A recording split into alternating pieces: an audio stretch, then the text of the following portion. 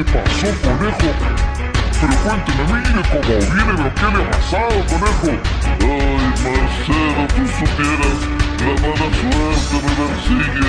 Pero cuente, ya vas a ver esta maravilla de historia. No me diga que con la coneja otra vez.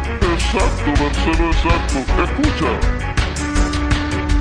Iba yo cruzando el río en mi canoa solo y ella estaba lejos. Me llevaba de regalo todo mi cariño y es que canto al viento.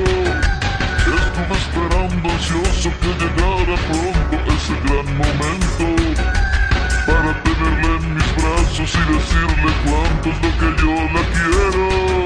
Llora, llora, se me hunde la canoa.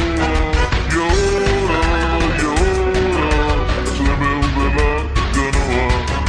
Llora, llora, se me hunde la canoa. Llora, llora, se me hunde la canoa. Pero no me lo puedo creer, tanta mala suerte. Ay, Marcelo, no sé qué voy a hacer. Esta coneja me vuelve loco, Marcelo. Ay, escucha mi corazón como suena. Ay, realmente usted está bien mal, conejo. Deja que te siga contando, espérate un poquitito.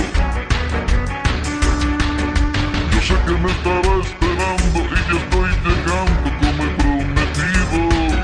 Le llevo flores perfumadas, unas frutas frescas y un jamón cocido. Pero lamentablemente